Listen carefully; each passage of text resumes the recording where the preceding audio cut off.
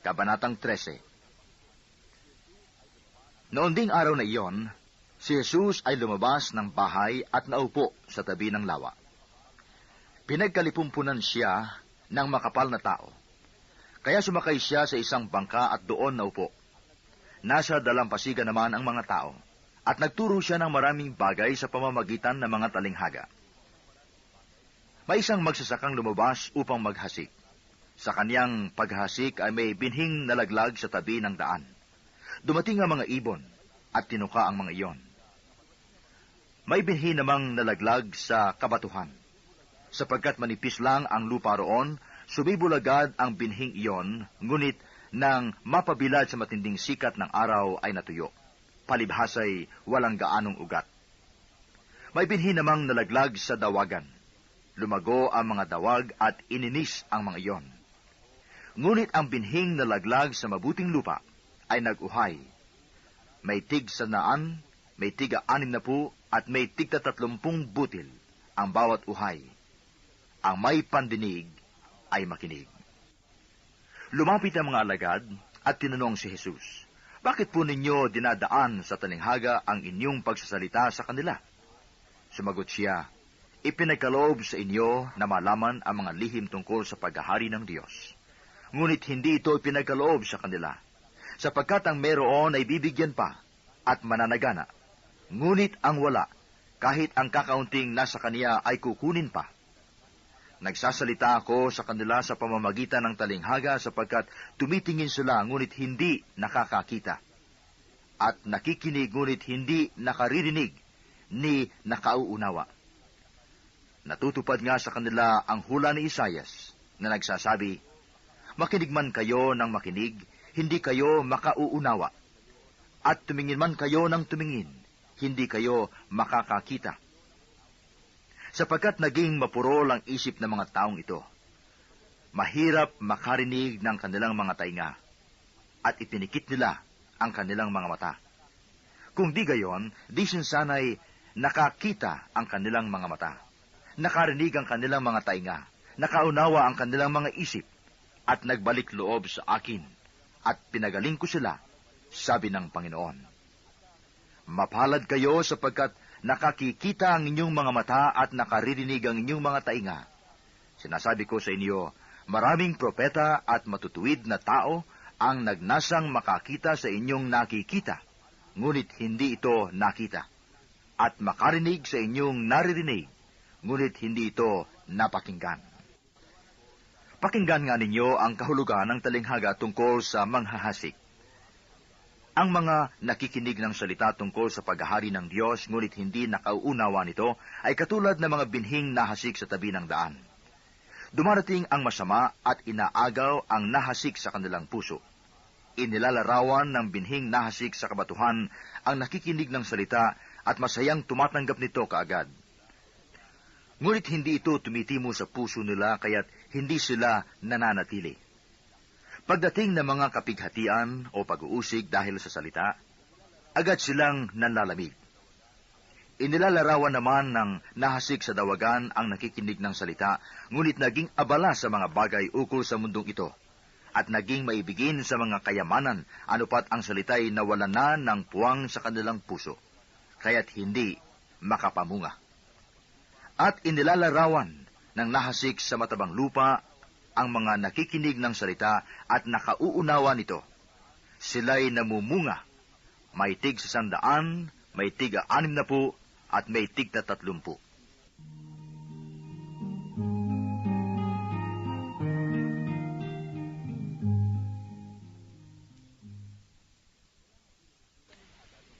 Inilahad din ni Jesus ang talinghagang ito sa kanila.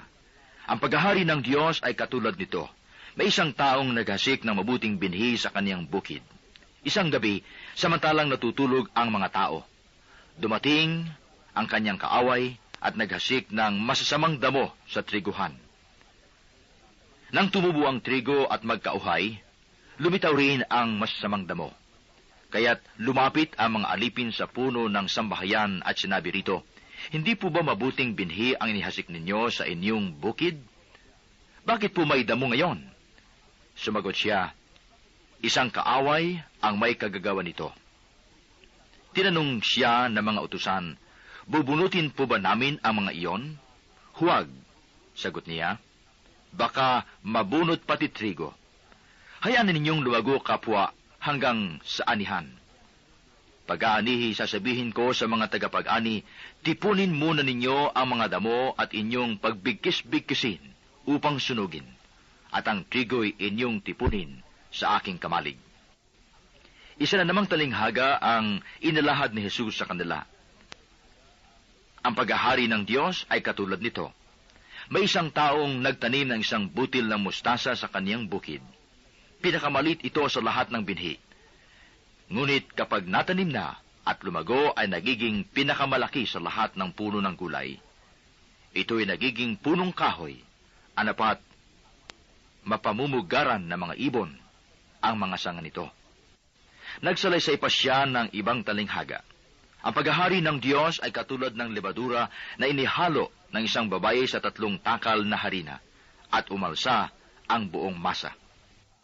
Sinabi ni Jesus sa mga tao ang lahat ng ito sa pamamagitan ng mga talinghaga at wala siyang sinabi sa kanila nang hindi gumagamit ng talinghaga. Ginawa niya ito upang matupad ang sinabi ng propeta. Magsasalita ako sa kanila sa pamamagitan ng mga talinghaga. Ihahayag ko sa kanila ang mga bagay na nalilihim mula ng likhain ng sanlibutan.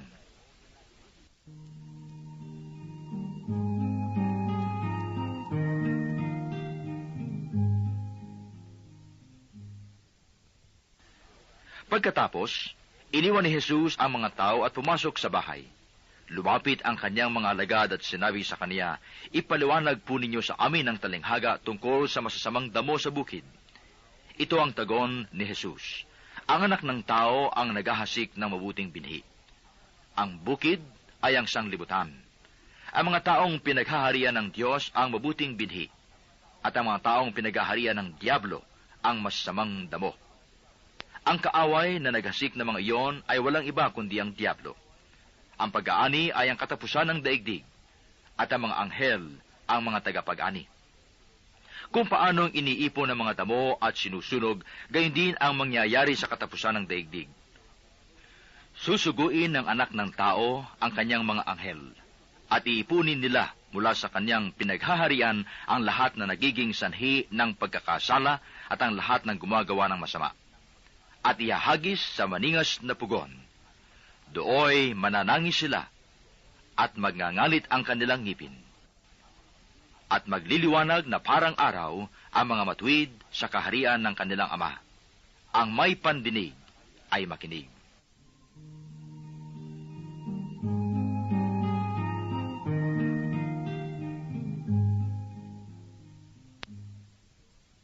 Ang paghahari ng Diyos ay katulad ng kayamanang nakabaon sa isang bukid. Nahukay ito ng isang tao at tinabunan uli.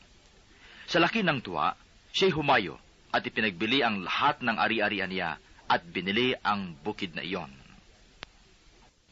Gayon din naman, ang paghahari ng Diyos ay katulad nito. May isang mangngalakal na naghahanap ng mamahaling perlas.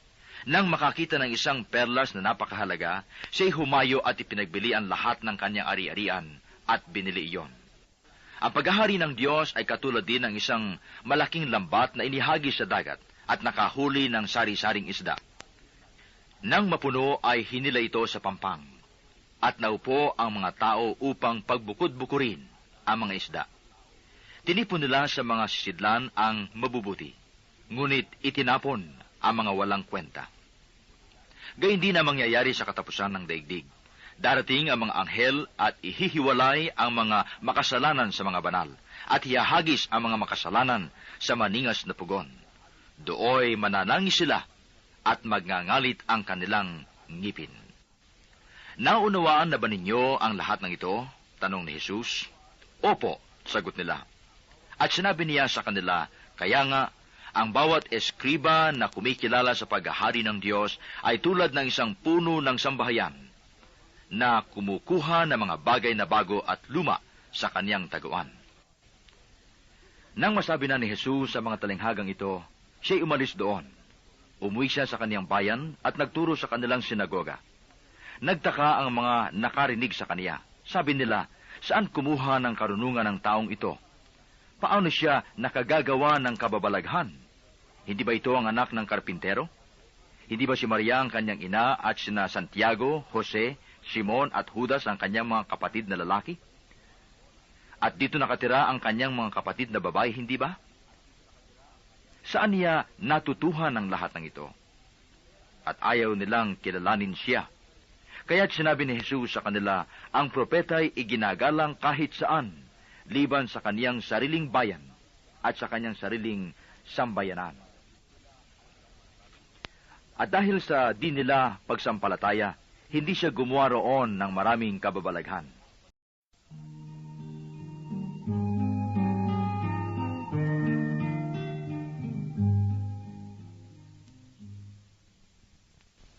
Kabanatang 14.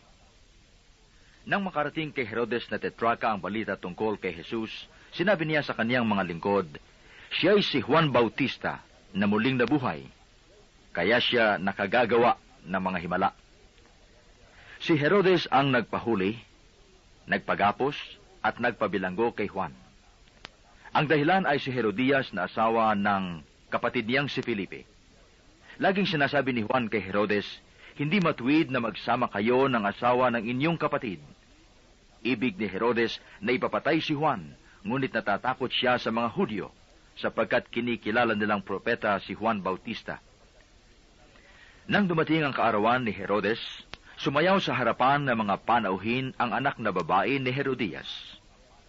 Labis na nasiyahan si Herodes, kaya't isinumpa niyang ibibigay sa dalaga ang anumang hingin nito. Sa udyok ng kanyang ina ay sinabi ng dalaga, ibigay po ninyo sa akin ngayon din sa isang pinggan ng ulo ni Juan Bautista. Nalungkot ang hari, ngunit dahil sa kanyang pangakong narinig ng mga panauhin, iniutos niyang ibigay iyon sa dalaga. Kaya't pinapugutan niya si Juan sa bilangguan. Inilagay ang ulo sa isang pinggan at ibinigay sa dalaga. Dinala naman ito ng dalaga sa kanyang ina. Dumating ang mga alagad ni Juan, kinuha ang kaniyang bangkay at inilibing. Pagkatapos, ibinalita nila ito kay Jesus. Nang marinig ito ni Jesus, siya'y sumakay sa isang bangka at nag-iisang pumunta sa isang ilang na lugar. Nang mabalitaan naman iyon ng mga tao, sila'y lumabas ng bayan at lakad na sumunod sa kaniya. Paglunsad ni Jesus sa dalampasigan, nakita niya ang napakaraming taong yaon. Nahabag siya sa kanila at pinagaling niya ang mga may sakit na dala nila. Nang dapit hapon ay lumapit sa kaniya ang mga alagad. Sinabi nila, ilang ang puok na ito at malapit nang lumubog ang araw. Papuntahin na po ninyo sa mga nayon ang mga tao upang makabili ng kanilang makakain. Hindi na sila kailangang umalis pa. Sabi ni Jesus, kayo ang magbigay sa kanila ng makakain. Sumagot sila, 5 po lamang ang tinapay at 2 isda natin. Dalhin ninyo rito, sabi niya. Pinaupo niya sa damuhan ang mga tao. Kinuha ang 5 tinapay at 2 isda. Tumingala siya sa langit at nagpasalamat sa Diyos. Pinagpira-piraso niya ang mga tinapay at iniutos sa mga alagad na ipamigay iyon sa mga tao. Kumain silang lahat at nabusog. Tinipon ng mga alagad ang lumabis, at sila'y nakapuno ng 12 bakol ng pira-pirasong tinapay. May 5,000 lalaki ang kumain, bukod pa sa mga babae at mga bata.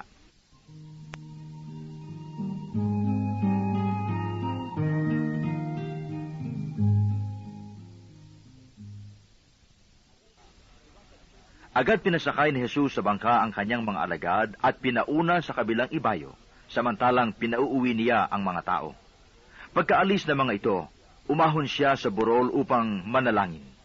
Nag-iisa siyang inabot doon ng gabi. Samantala, nasa laot na noon ang bangka at sinasalpok ng mga alon sapagkat pasalungat sa hangin. At nang madaling araw na'y sumunod sa kanila si Jesus na naglalakad sa ibabaw ng tubig. Kinilabutan sa takot ang mga alagad nang makita nilang may lumalakad sa ibabaw ng tubig. Multo! Sigaw nila. Ngunit agad siyang nagsalita at sinabi sa kanila, huwag kayong matakot. Si Jesus ito. At nagsalita si Pedro, Panginoon, Kung talagang kayo iyan, paparyanin niyo ako sa ibabaw ng tubig. Sumagot siya, halika. Kaya't lumunsad si Pedro sa bangka at lumakad sa ibabaw ng tubig, palapit kay Jesus. Ngunit nang mapansin niya ang hangin, siya'y natakot at nagsimulang lumubog. Sagapin ninyo ako, Panginoon, sigaw niya. Agad siyang inabot ni Jesus. Napakaliit ng iyong pananalig. Sabi niya kay Pedro, bakit ka nag-alinlangan? Pagkasakay nila sa bangka, tumigil ang hangin. At sinampas siya ng mga nasa bangka. Tunay na kayo ang anak ng Diyos, sabi nila. Tumawid sila ng lawa at dumuong sa Genesaret. Nakilala si Jesus ng mga taga roon. Agad nilang ipinamalita sa buong palibot ng lupaing iyon ang pagdating ni Jesus, kaya't dinala nila sa kanya ang lahat ng may sakit. Hiniling nila sa kanya na ipahipo man lamang sa mga may sakit kahit ang laylayan ng kanyang kasuutan, at lahat ng makahipo nito ay gumaling.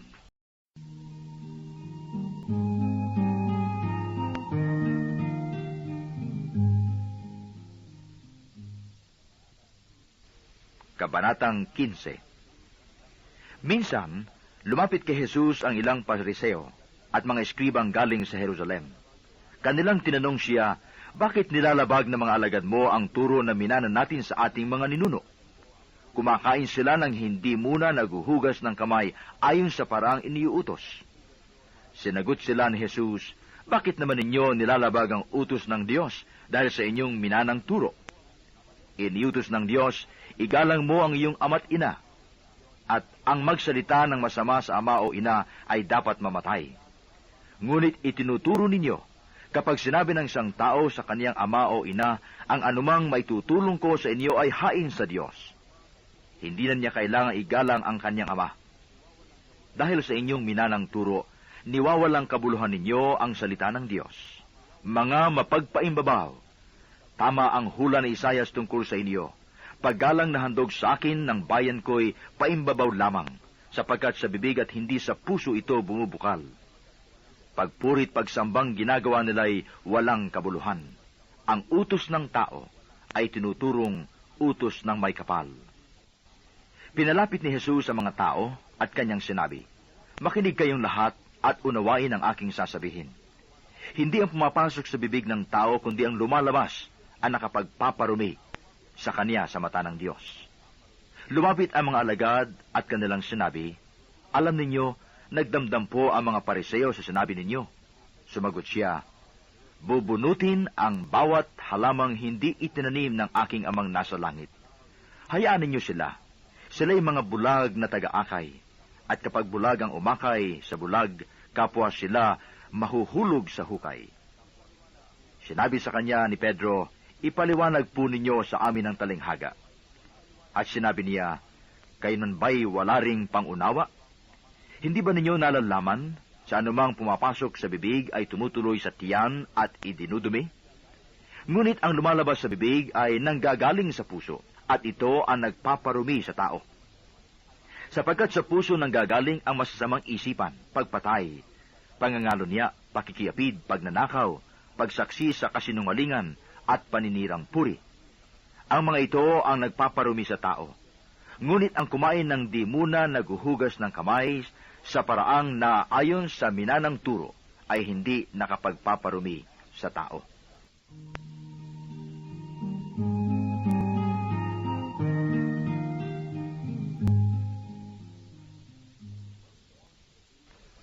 Umalis doon si Jesus at nagpunta sa lupaing malapit sa Tiro at Sidon. Lumapit sa kanya ang isang Kananeang naninirahan doon at malakas na sinabi, Panginoon, anak ni David, mahabag po kayo sa akin. Ang anak kong babae ay nalihan ng demonyo at masyadong pinahihirapan. Ngunit gapatukmay di tumugon si Jesus. At lumapit ang kanyang mga alagad at sinabi sa kanya, pagbigyan na nga po ninyo at nang umalis. Siya'y nag-iingay at susunod-sunod sa atin. Sumagot si Jesus, sa mga tupang naliligaw ng sambahayan ng Israel lamang ako sinugo. Ngunit lumapit sa kaniya ang babae, lumuhod sa harapan at ang sabi, tulungan po ninyo ako, Panginoon. Sumagot si Jesus, hindi dapat kunin ang pagkain ng mga anak upang ihagis sa mga tuta. Tunay nga po, Panginoon, tugon ng babae. Ngunit ang mga tuta man ay nagsisikain ng mumong nalalaglag sa hapag ng kanilang Panginoon. Kaya't sinabi sa kanya ni Jesus, napakalaki ng iyong pananalig. Mangyayari ang hinihiling mo. At doon di gumaling ang kanyang anak. Pag-alis doon, nagbalik si Jesus sa tabi ng lawa ng Galilea, at siya'y umahon sa burol at naupo.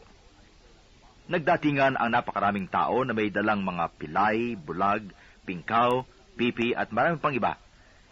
Inilagay nila ang mga may sakit sa harapan ni Jesus at kanyang pinagaling sila. Namangha ang mga tao nang makita nilang nagsasalita na ang mga pipi. Gumaling na ang mga pingkaw, nakalalakad na ang mga pilay, at nakakakita na ang mga bulag, at nagpuri sila sa Diyos ng Israel. Tinawag ni Jesus ang kanyang mga alagad at sinabi, nahahabag ako sa mga taong ito, sapagkat 3 araw na ngayong kasama ko sila at wala silang makain. Hindi ko ibig na sila'y paalising gutom, baka sila mahilo sa daan. At sinabi ng mga alagad, saan po tayo kukuha rito ng tinapay na makasasapat sa gayong karaming tao? Ilan ang tinapay ninyo riyan? Tanong ni Jesus sa kanila. 7 po, sagot nila. At ilang maliliit na isda. Ang mga tao pinaupo ni Jesus sa lupa. Kinuha niya ang 7 tinapay at mga isda at nagpasalamat sa Diyos. Pagkatapos, pinagpirat-piraso niya ang mga iyon at ibinigay sa mga alagad para ipamahagi sa mga tao. Kumain ng lahat at nabusog. At nang tipunin nila ang tinapay na lumabis, nakapuno sila ng 7 bakol na malalaki. May 4,000 lalaki ang kumain, bukod pa sa mga babae at mga bata. Pinayao ni Jesus sa mga tao. Saka siya sumakay sa bangka at nagtungo sa lupain ng Magadan.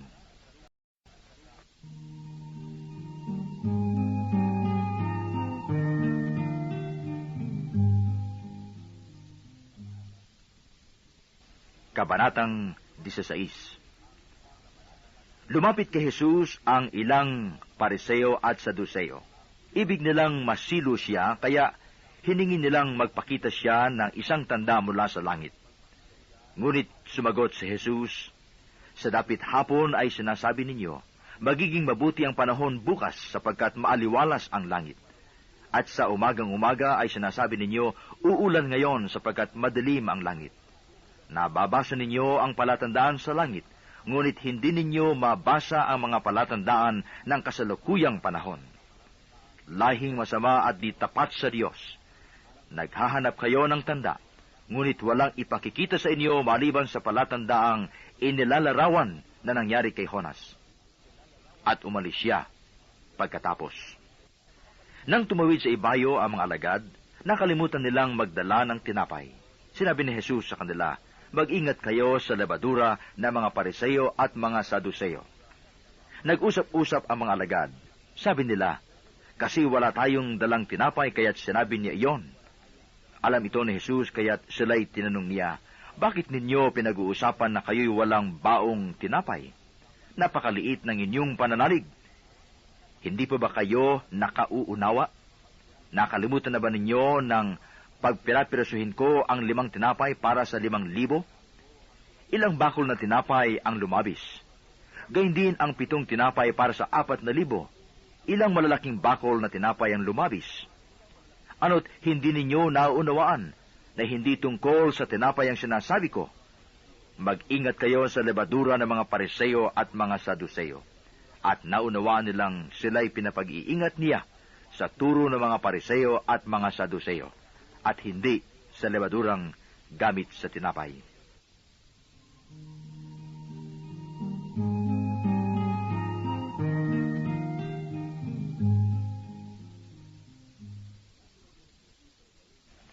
Nang dumating si Jesus sa lupain ng Cesarea ng Filipos, tinanong niya ang kanyang mga alagad, sino raw ang anak ng tao? Ayon sa mga tao. At sumagot sila, ang sabi po ng ilan ay si Juan Bautista kayo. Sabi naman ng iba, si Elias kayo.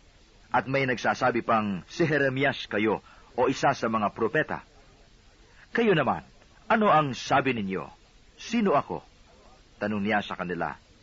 Sumagot si Simon Pedro, kayo po ang Kristo, ang anak ng Diyos na buhay. Sinabi sa kanya ni Jesus, mapalad ka, Simon na anak ni Jonas, sapagkat ang katotohanan ito'y hindi inihayag sa iyo ng sinumang tao, kundi ng aking amang nasa langit. At sinabi ko naman sa iyo, ikaw ay Pedro.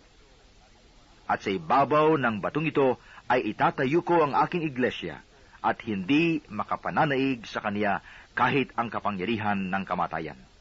Ibibigay ko sa iyo ang mga susi ng kaharian ng langit. Ang ipagbawal mo sa lupa ay pagbabawal sa langit, at ang ipahintulot mo sa lupa ay ipahintulot sa langit. At mahigpit niyang tinagubilinan ang kanyang mga alagad na huwag sabihin kanino man na siya ang Kristo. Mula noon ay pinaalam na ni Jesus sa kanyang mga alagad na dapat siyang magtungo sa Jerusalem at magbata ng maraming hirap sa kamay ng matatanda ng bayan, ng mga punong saserdote at ng mga eskriba, at kanilang ipapapatay siya. Ngunit sa 3 araw, siya ay muling mabubuhay. Niyaya siya ni Pedro sa isang tabi at pinagsabihan ng ganito, Panginoon, huwag nawang itulot ng Diyos. Hindi po dapat mangyari ito sa iyo. Ngunit hinirap siya ni Jesus at sinabihan, lumayo ka, Satanas, hadlang ka sa aking landas. Ang iniisip mo'y hindi sa Diyos, kundi sa tao. Sinabi ni Jesus sa kaniyang mga alagad, kung ibig ninumang sumunod sa akin, limutin niya ang ukol sa kaniyang sarili. Pasanin ang kaniyang krus at sumunod sa akin. Ang naghahangad na maligtas ng kaniyang buhay ay siyang mawawalan nito. Ngunit ang mag-alay ng kanyang buhay alang-alang sa akin ay siyang magkakamit noon. Ano nga ang mapapala ng isang tao? Makamtan man niya ang buong daigdig kung ang katumbas naman ito'y ang kanyang buhay. Ano ang maibabayad ng tao para mabalik sa kaniya ang kanyang buhay? Sapagkat darating anak ng tao na taglay ang dakilang kapangyarihan ng kanyang ama at kasama ang kanyang mga anghel. Sa panahong yaoy, gagantihin niya ang bawat tao ayon sa kanyang ginawa. Sinasabi ko sa inyo, may ilan sa inyo rito na hindi mamamatay hanggat di nila nakikita ang anak ng tao na pumaparito bilang hari.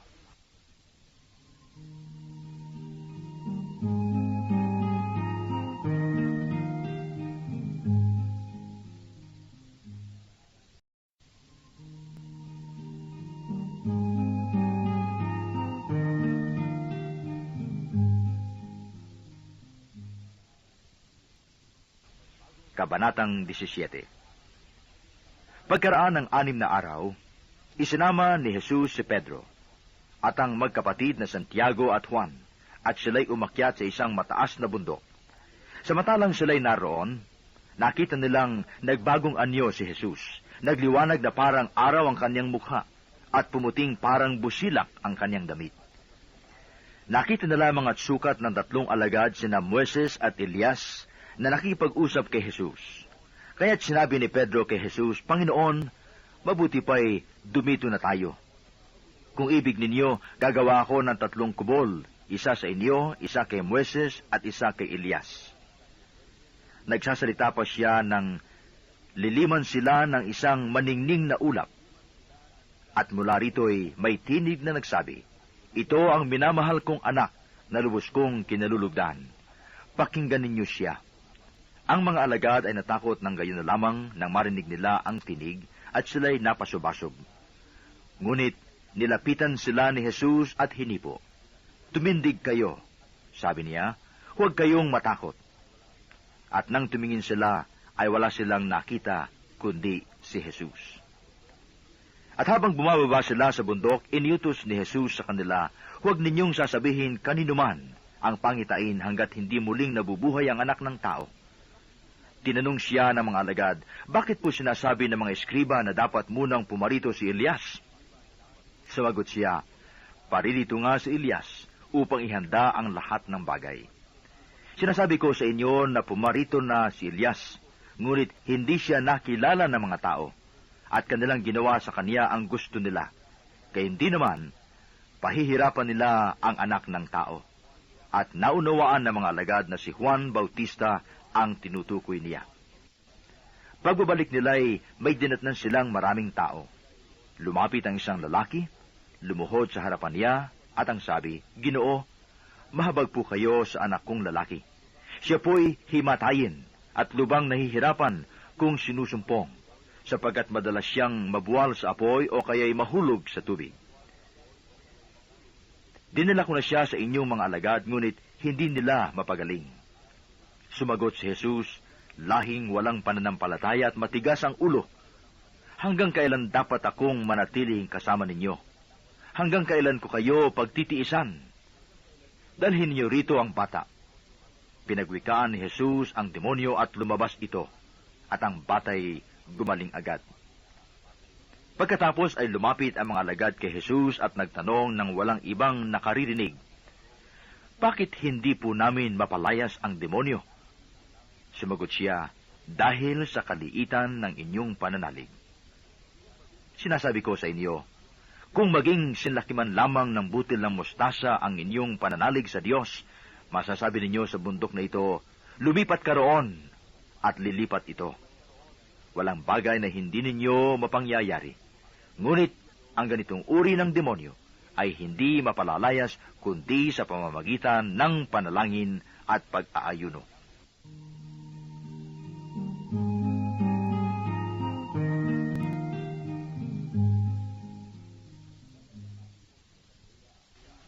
Nang nagkakatipon sa Galilea ang mga alagad, sinabi sa kanila ni Jesus, ang anak ng tao ay pagkakanulo at papatayin. Ngunit muling mabubuhay sa ikatlong araw, at sila'y lubhang nagdalamhati. Pagdating nila sa Capernaum, lumapit kay Pedro ang mga maniningil ng buwis para sa templo. Tinanong siya, "Nagbabayad ba ng buwis para sa templo ang inyong guro?" "Opo," sagot ni Pedro. At nang dumating siya sa bahay, tinanong na siya agad ni Jesus, "Ano ba ang palagay mo, Simon? Kanino sumisingil ng bayad sa lisensya o buwis ang mga hari sa lupa? Sa mga mamamayan ba o sa mga dayuhan?" "Sa mga dayuhan po," tugon niya. Sinabi ni Jesus, "Kung gayon, hindi pinabagbabayad ang mga mamamayan. Gayunman, para wala silang masabi sa atin, pumaruan ka sa lawa at ihagis mo ang kawil. Kunin mo ang unang isdang mahuhuli. Ibuka mo ang bibig nito at may makikita kang isang salaping pilak. Kunin mo ito at ibayad sa buwis nating dalawa."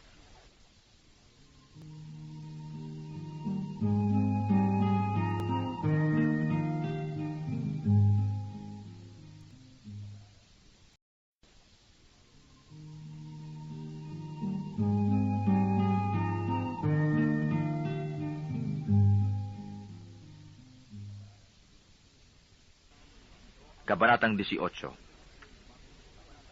Nang sandaling iyo'y lumapit kay Jesus sa mga alagad at nagtanong, "Sino po ang pinakadakila sa kaharian ng langit?" Tinawag ni Jesus ang isang bata, pinatayo sa harapan nila, at sinabi, "Tandaan ninyo ito. Kapag hindi kayo nagbago at tumulad sa mga bata, hinding-hindi kayo mabibilang sa mga pinaghaharian ng Diyos. Ang sinumang nagpapakababa na gaya ng batang ito ay siyang pinakadakila sa mga pinaghaharian ng Diyos. Ang sinumang tumatanggap sa isang batang ganito dahil sa akin ay ako ang tinatanggap. Mabuti pa sa isang tao ang siya'y bitina ng isang malaking gilingang bato sa leeg at ihulog sa laot ng dagat kaysa maging sanhi ng pagkakasala na nananalig sa akin. Napakahirap ng kalagayan sa daigdig dahil sa mga sanhi ng pagkakasala ng tao. Hindi mawawala kailanman ang mga sanhi ng pagkakasala, ngunit nakapangingilabot ang sasapitin ng taong panggagalingan nito. Kung ang kamay o paa mo ang siyang nagiging sanhi ng iyong pagkakasala, putulin mo ito at itapon. Mabuti pa ang mapunta ka sa langit nang putol ang isang kamay o paa, kaysa may dalawang kamay o dalawang paa na itatapon naman sa impyerno. At kung ang mata mo ang siyang nagiging sanhi ng iyong pagkakasala, dukitin mo ito at itapon. Mabuti pa ang mapunta ka sa langit ng bulag ang isang mata kaysa may dalawang mata kang itatapon naman sa apoy ng impyerno. Ingatan ninyo na huwag hamakin ang isa sa maliit na ito. Sinasabi ko sa inyo, sa langit ang kanilang mga anghel ay laging nasa harapan ng aking Ama, sapagkat naparito ang anak ng tao upang iligtas ang nawawala. Ano sa akala niyo ang gagawin ng isang taong may 100 tupa kung maligaw ang isa sa mga iyon? Hindi kaya niya iiwan ang 99 na nanginginain sa kaburulan upang hanapin ang naligaw? Sinasabi ko sa inyo, kapag nasumpungan niya ito, higit niyang ikinagagalak ang isang ito kaysa 99 na hindi naligaw. Gayun din naman, hindi kalooban ng inyong Ama na nasa langit na mapahamak ang isa sa maliliit na ito. Kung magkasala sa iyo ang kapatid mo, puntahan mo siya at kausapin ng sarilinan. Kapag nakinig siya sa iyo, ang pagsasama ninyong magkapatid ay napananauli mo sa dati at napapanumbalik mo siya sa Ama. Ngunit kung hindi siya makinig sa iyo, magsama ka pa ng 1 o 2 tao upang ang lahat ng pinag-uusapan ninyo ay mapatutunayan ng 2 o 3 saksi. Kung hindi siya makinig sa kanila, sabihin mo ito sa iglesia. At kung hindi pa siya makinig sa iglesia, ituring mo siyang hentil o isang publikano. Sinasabi ko sa inyo, anumang ipagbawal ninyo sa lupa ay pagbabawal sa langit, at anumang ipahintulot ninyo sa lupa ay ipahintulot sa langit. Sinasabi ko pa rin sa inyo, kung ang 2 sa inyo dito sa lupa ay magkaisa sa paghingi ng anumang bagay sa inyong panalangin, ipagkakaloob ito sa inyo ng aking Amang nasa langit. Sapagkat saan mang may 2 o 3 nagkakatipon dahil sa akin, naroon akong kasama nila.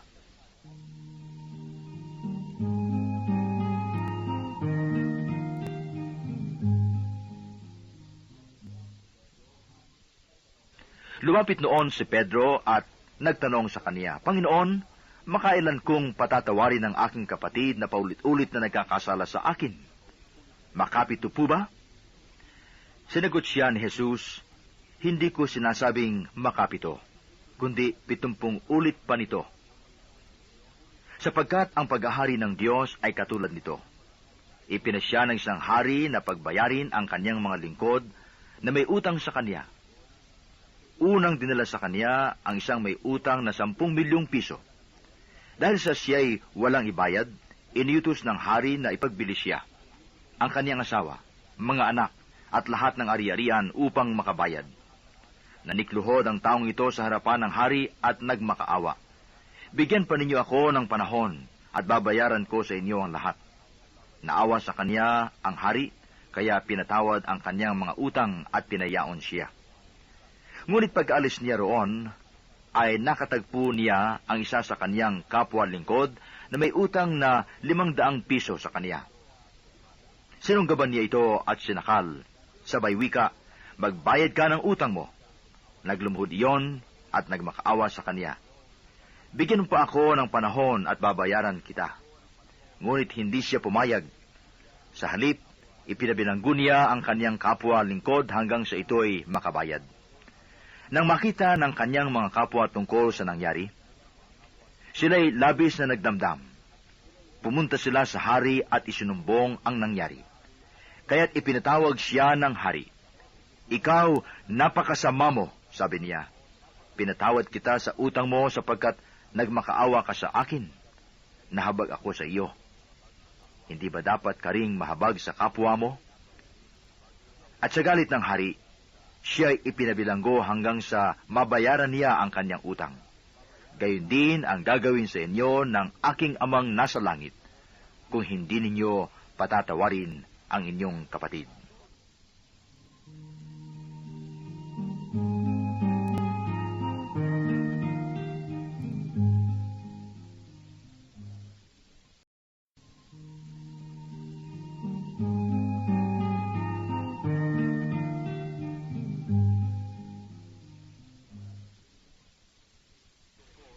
Kabanatang 19. Pagkatapos sabihin ni Jesus ang mga bagay na ito'y, siya'y umalis sa Galilea at nagtungo sa lupain ng Judea, sa kabila ng ilog Jordan. Sinundan siya ng napakaraming tao at sila'y pinagaling niya roon. May mga Fariseyong lumapit sa kanya at tinangkang siluin siya sa pamamagitan ng tanong na ito. Naayon ba sa kautusan na hiwalayan ng lalaki ang kanyang asawa sa kahit anong kadahilanan? Sumagot si Jesus, hindi pa ba ninyo nababasa sa kasulatan na sa pasimulay nilalang sila ng may kapal, lalaki at babae? At sinabi dahil dito, iiwan ng lalaki ang kanyang ama't ina at magsasama sila ng kanyang asawa at sila'y magiging isa. Kaya't hindi na sila dalawa kundi isa. Ang pinagsama ng Diyos ay huwag paghiwalayin ng tao. Tinanong siya ng mga Pariseo, bakit iniutos ni Moises na bigyan ng lalaki ang kanyang asawa ng kasulatan sa paghiwalay bago hiwalayan iyon? Sumagot si Jesus, dahil sa katigasan ng inyong ulo, kaya ipinahintulot ni Moises na hiwalayan ninyo ang inyong asawa. Subalit hindi gayon sa pasimula. Kaya sinabi ko sa inyo, sino mang lalaking humiwalay sa kaniyang asawa sa anumang dahilan liban sa pakikiapid, at mag-asawa sa iba ay nangangalo niya. At ang mag-asawa sa babaeng hiniwalayan ay nangangalo niya rin.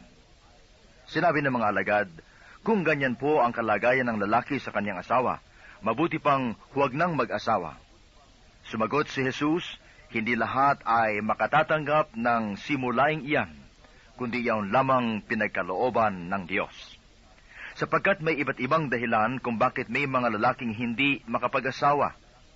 Ang ilan, dahil sa kanilang katutubong kalagayan. Ang iba, dahil sa kagagawan ng ibang tao, ay nayon sila. Meron namang hindi nag-aasawa alang-alang sa ikauunlad ng paghahari ng Diyos. Ang makatatanggap ng simulaing ito ay tumanggap nito.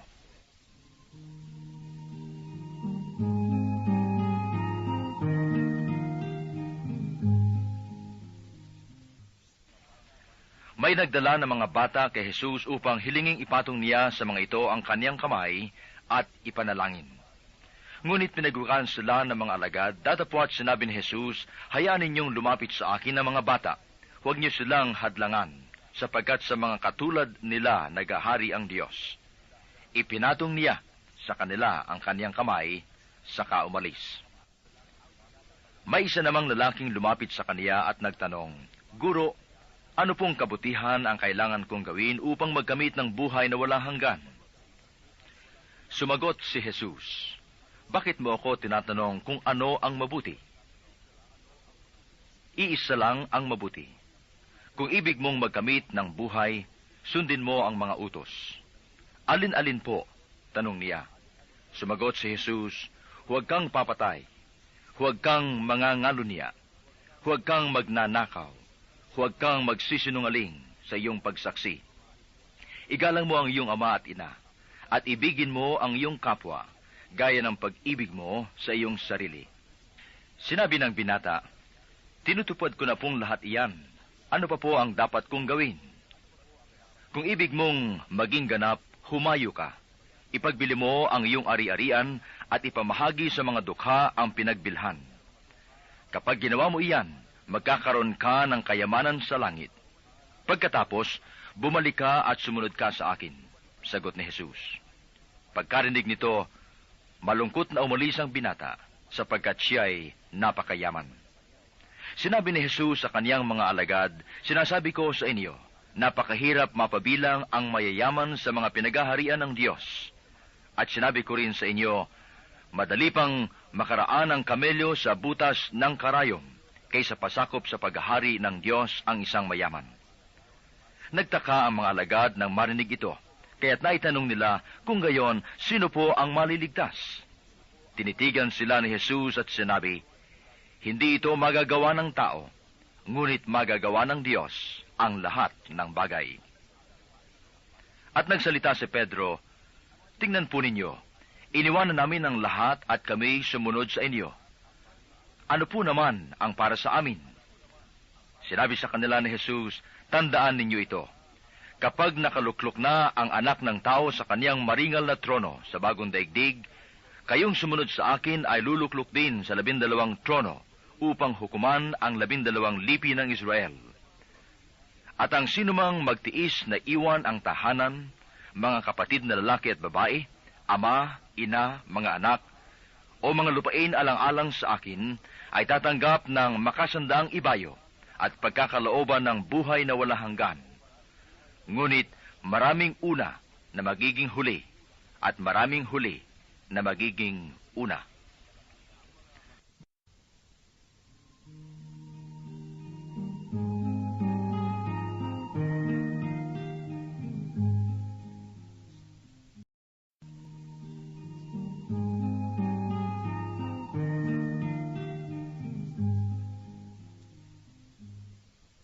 Kabanatang 20.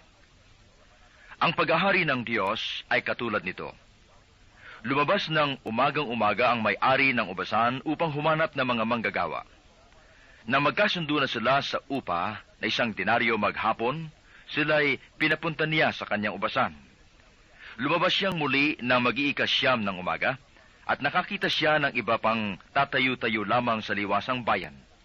Sinabi niya sa kanila, "Pumaroon din kayo at magtrabaho sa aking ubasan, at bibigyan ko kayo ng karampatang upa."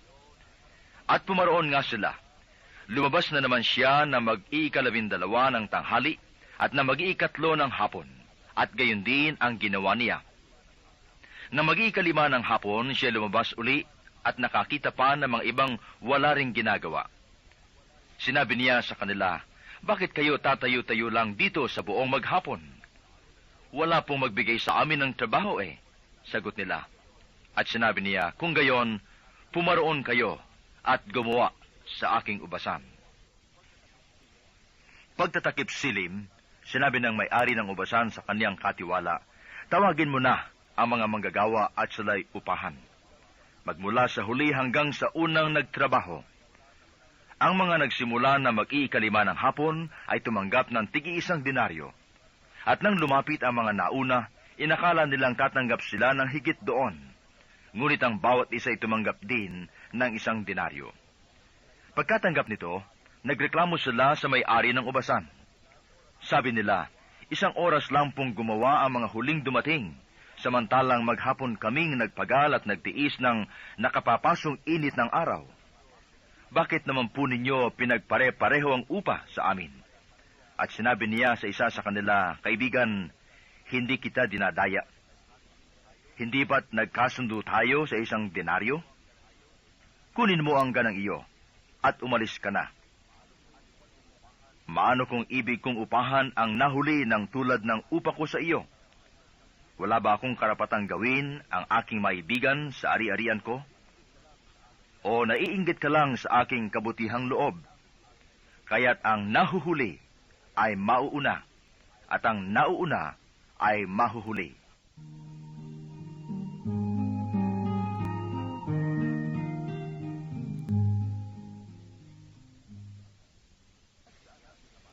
Nang nasa daan na si Jesus patungong Jerusalem, ibinukod niya ang 12.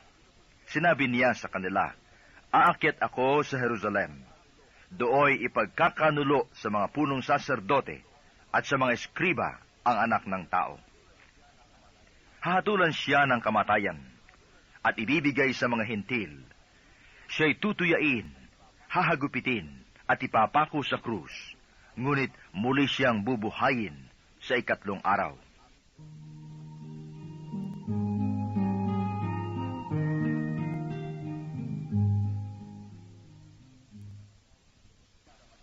Lumapit kay Jesus ang asawa ni Zebedeo, kasama ang kanyang mga anak. Maibig siyang hilingin, kaya't lumuhod siya sa harapan ni Jesus. "Ano ang ibig mo?" tanong ni Jesus. Sumagot siya, "Sana ipagkaloob ninyo sa 2 kong anak na ito ang karapatan na makaupong katabi ninyo sa inyong kaharian, isa sa kanan at isa sa kaliwa." "Hindi ninyo nalalaman ang inyong hinihingi," sabi ni Jesus sa kanila. "Mababata ba ninyo ang hirap na babatahin ko?" "Opo," tugon nila. Sinabi ni Jesus, "Ang hirap na babatahin ko'y babatahin nga ninyo. Ngunit wala sa akin ang pagpapasya kung sino ang mauupo sa aking kanan at sa aking kaliwa.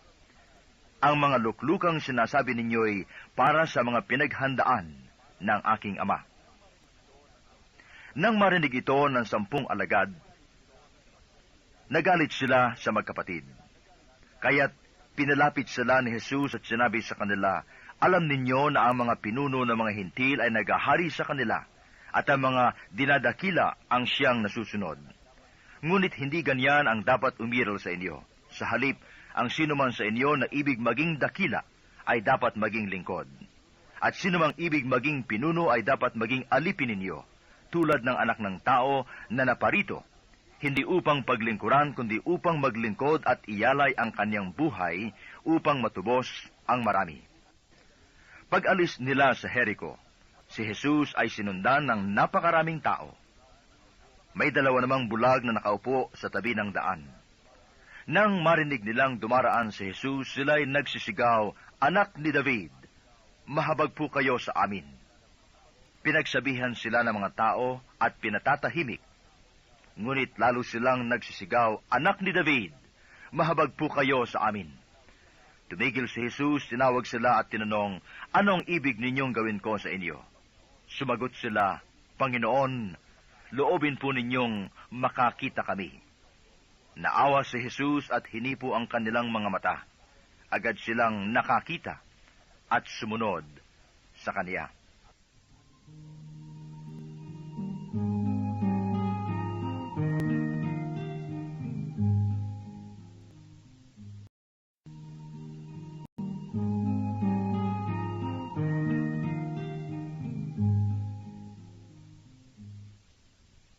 Kabanatang 21. Malapit na sila sa Jerusalem. Pagdating nila sa Bethphage, sa bundok ng mga Olibo, pinauna ni Jesus ang dalawang alagad. Sinabi niya sa kanila, "Pumunta kayo sa susunod na nayon. Makikita ninyo roon ang isang inahing asno na nakatali, kasama ang kaniyang bisiro. Kalagyan ninyo at dalhin dito. Kapag may sumita sa inyo, sabihin ninyong kailangan ng Panginoon, at hindi nakikibu iyon." Nangyari ito upang matupad ang sinabi ng propeta. "Sabihin ninyo sa lungsod ng Sion, masdan mo, dumarating ang iyong hari. Siya'y mapagpakumbaba, nakasakay sa isang asno, sa isang bisiro, bisiro ng isang asno." Lumakad nga ang mga alagad at ginawa ang iniutos ni Jesus. Dinala nila ang inahing asno at ang bisiro. Isinapin nila sa likod ng mga ito ang kanilang balabal at sumakay si Jesus. Marami naglatag ng kanilang balabal sa daan. Ang iba namay pumutol ng mga sanga ng kahoy at inilatag din sa daan. Nagsisigawan ang mga taong nauuna at sumusunod sa kaniya, "Mabuhay ang anak ni David! Pagpalain ang dumarating sa ngalan ng Panginoon! Purihin ang Diyos!" Pagpasok ni Jesus sa Jerusalem, nagulo ang buong lungsod. "Sino kaya ito?" tanong nila. "Si Jesus, ang propetang taga Nazaret, Galilea," sagot naman ng karamihan. Pumasok si Jesus sa templo.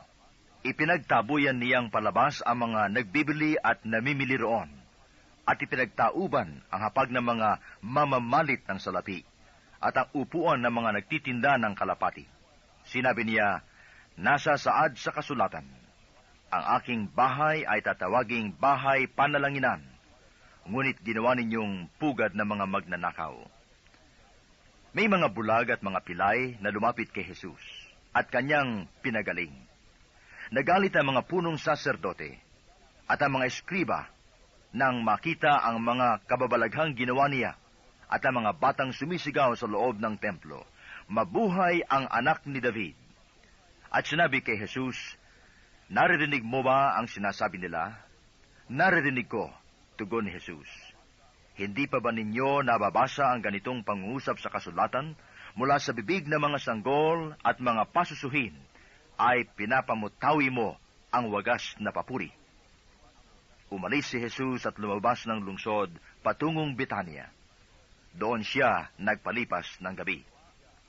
Kinaumagahan, habang pabalik si Jesus sa lungsod, siya'y nagutom. Nakakita siya ng isang puno ng igos sa tabi ng daan at nilapitan ito. Ngunit wala siyang natagpuan kundi mga dahon. Kaya't sinabi niya sa puno ng igos, "Hindi ka na mamumunga kailanman." At pagdakay, natuyo ito. Nakita ito ng mga alagad at namangha sila. "Paanong natuyo agad ang puno ng igos?" tanong nila. Sumagot si Jesus, tandaan ninyo ito. Kung nananalig kayo sa Diyos at hindi nag-aalinlangan, magagawa rin ninyo ang ginawa ko sa puno ng igos na ito. Hindi lamang iyan. Kung sabihin ninyo sa bundok na ito, umalis ka riyan, tumalon ka sa dagat, mangyayari ang inyong sinabi. At anumang hingin ninyo sa pananalangin ay tatanggapin ninyo kung nananalig kayo. Pumasok si Jesus sa templo. Samantalang nagtuturo siya, lumapit sa kanya ang mga punong saserdote at ang matatanda ng bayan, at siya'y tinanong, ano ang karapatan mong gumawa ng mga bagay na ito? Sino ang nagbigay sa iyo ng karapatang ito? Sumagot si Jesus, tatanungin ko rin kayo. Kapag sinagot ninyo ako, saka ko naman sasabihin sa inyo kung ano ang karapatan kong gumawa ng mga bagay na ito. Kanino nagmula ang karapatan ni Juan upang magbautismo? Sa Diyos ba o sa tao? At sila'y nag-usap-usap. Kung sabihin natin mula sa Diyos, sasabihin naman niya sa atin, bakit hindi niyo siya pinaniwalaan? Ngunit kung sabihin natin mula sa tao, baka naman kung ano ang gawin sa atin ng bayan, sapagkat kinikilala ng lahat na si Juan ay isang propeta. Kaya't sumagot sila kay Jesus, hindi namin alam.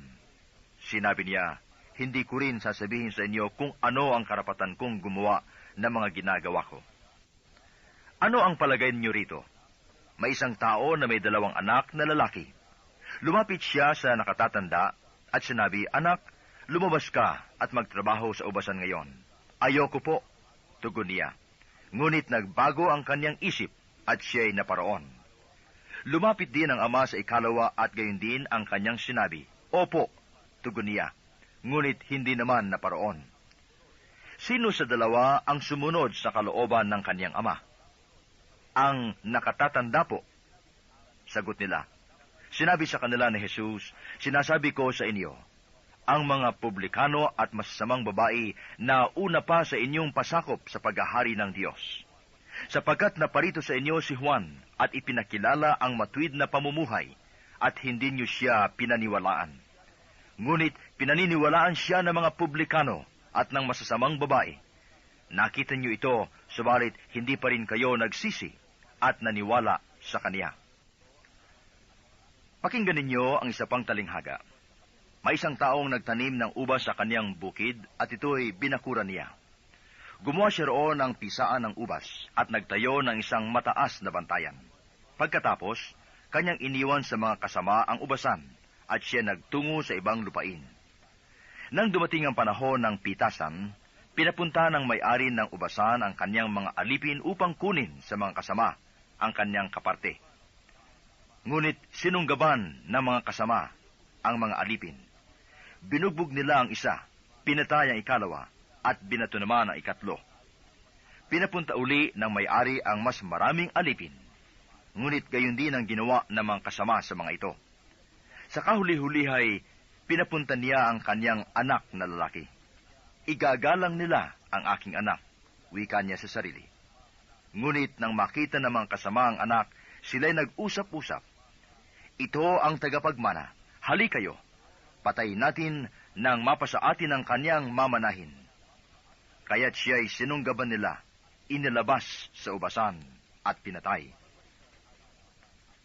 Pagbalik ng may-ari ng ubasan, ano kaya ang gagawin niya sa mga kasamang iyon? Sumagot sila, lilipulin niya ang mga buhong iyan at paalagaan ng ubasan sa ibang kasama na magbibigay sa kanya ng kaparte sa panahon ng pamimitas. Tinanong sila ni Jesus, hindi pa ba ninyo nababasa ang talatang ito sa kasulatan? Ang batong itinakwil ng mga tagapagtayo ng bahay, ang siya naging batong panulukan. Ginawa ito ng Panginoon at ito'y kahanga-hanga. Kaya nga, sinasabi ko sa inyo, hindi na kayo ang paghaharian ng Diyos, kundi ang bansang maglilingkod sa Kanya ng tapat. Ang bumagsak sa batong ito ay magkakadurog-durog, at magkakaluray-luray ang mabagsakan nito. Narinig ng mga punong saserdote at ng mga pariseo ang mga talinghaga ni Jesus, at naunawaan nilang sila ang pinatatamaan niya. Dadakpin sana nila siya, ngunit natakot sila sa mga tao, sapagkat kinikilala ng mga ito na propeta si Jesus.